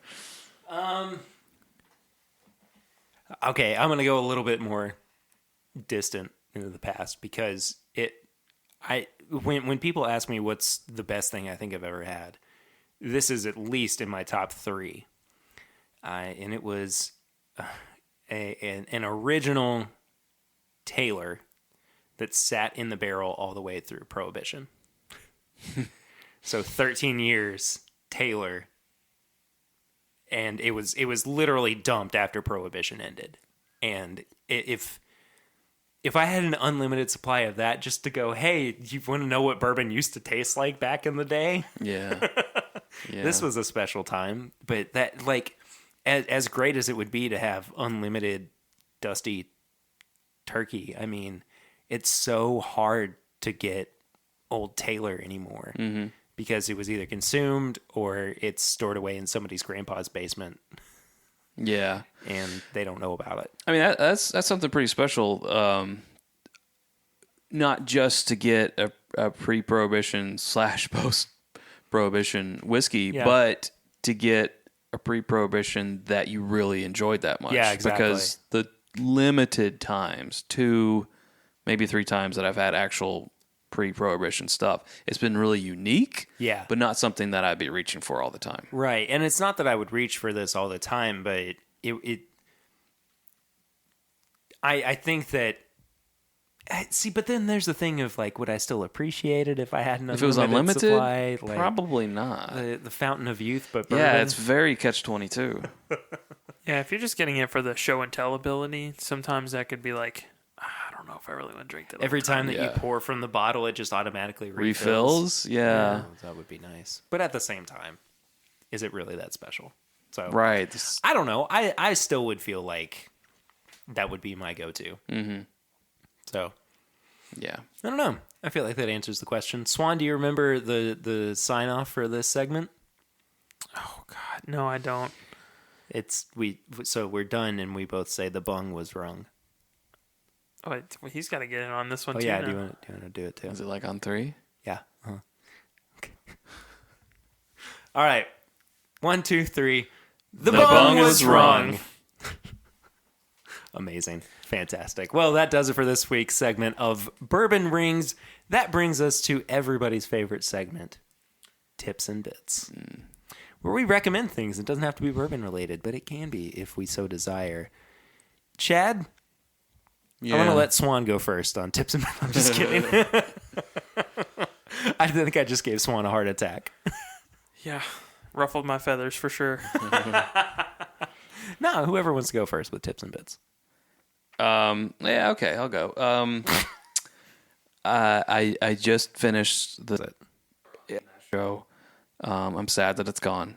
So if people haven't watched Silicon Valley, I would suggest that. It's on HBO. Understandable. Yeah.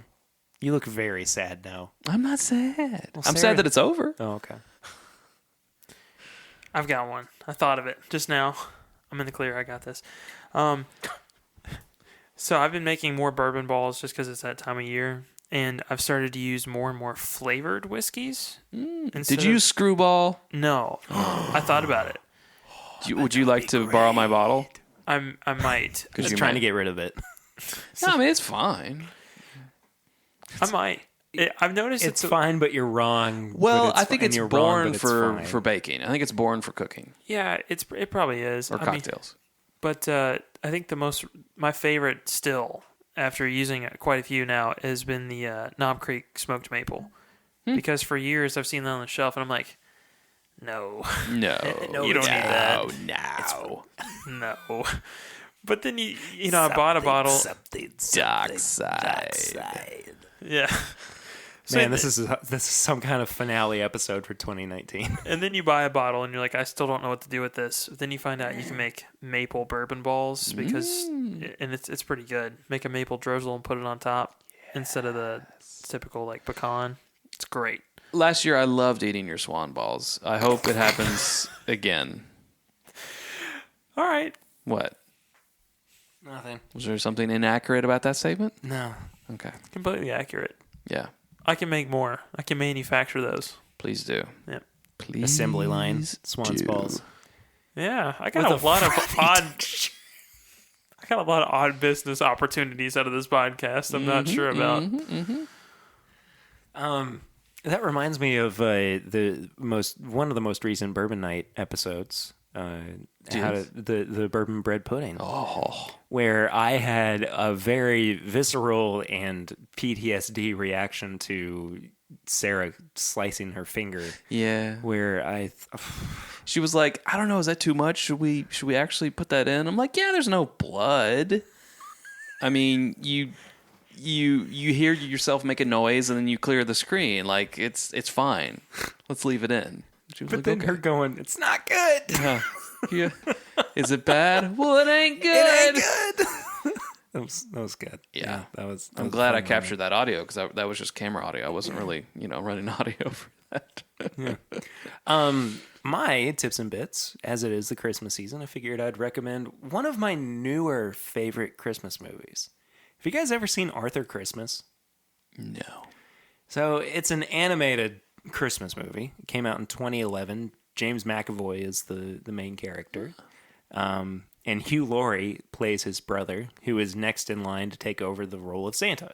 American accent, Hugh Laurie? No British accent. Because James McAvoy is doing his regular speaking voice. Well, he's Scottish, isn't he? He's doing a British accent. I don't know. It doesn't matter. Okay. Anyway, Arthur Christmas is fantastic. Freeform's been showing it about 10 times a day. All I've been seeing is Elf.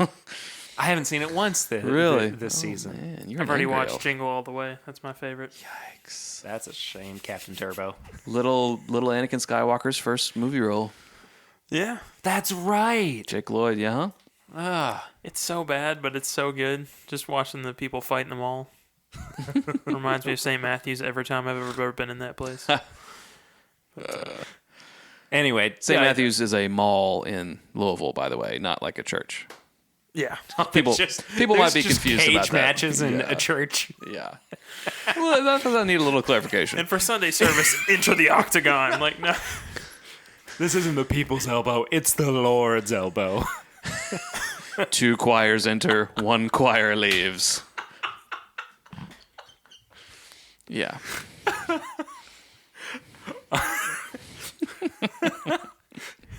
5 golden rings means something Yeah, completely exactly. different It's when we talk about Brass St. knuckles, Matthew. gold knuckles. That's what it is. Yeah. Oh, goodness gracious. Okay, go watch Arthur Christmas. And Merry Christmas, Happy Holidays. You filthy animals. Whatever. Yeah. Well, that does it for the 2019 season of It's Bourbon Night. Oh, this is Bourbon It's Bourbon Night Podcast.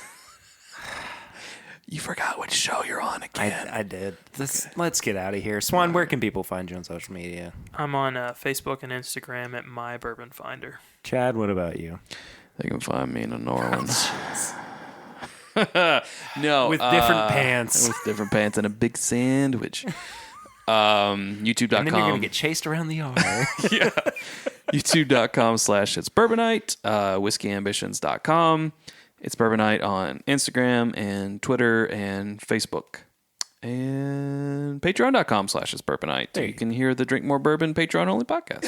Which both Swan and I will have been on or will be on, depending on when Chad gets those up. Correct. Yes, indeed.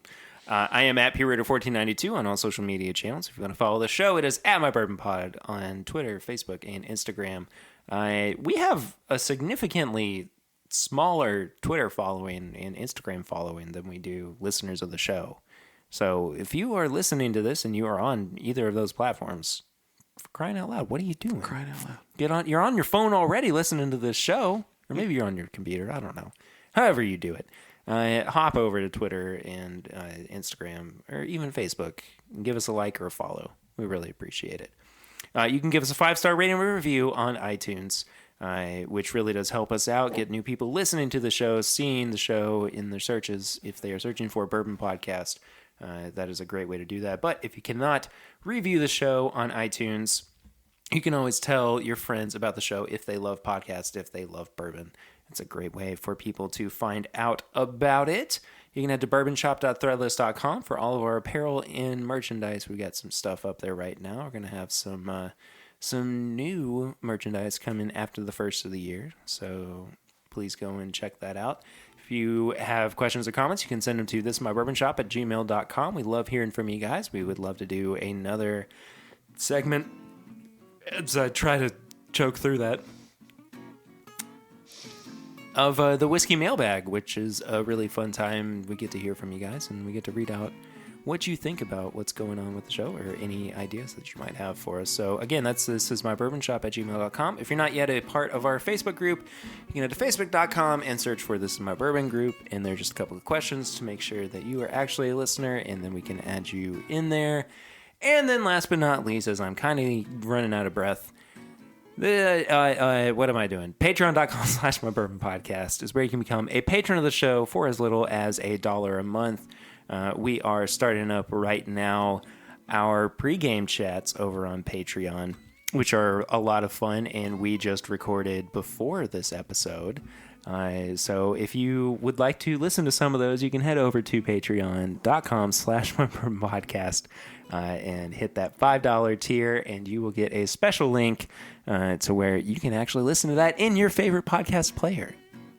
And you get bonus episodes every month. You get live streams and hangouts and free shirts and all that good stuff. Guys, happy New Year. Happy New Year. Happy 2020. holidays. Happy. 2020's coming around the bend. Let's go drink more bourbon. Let's do that. Anyway, until next time, I'm Perry, I'm Swan. I'm Chad. and this is My Bourbon Podcast.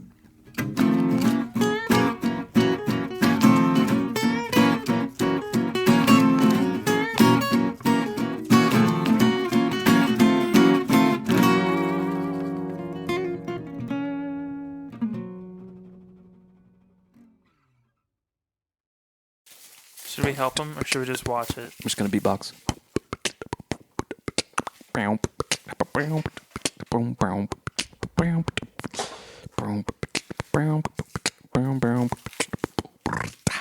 guess I found my cold outro.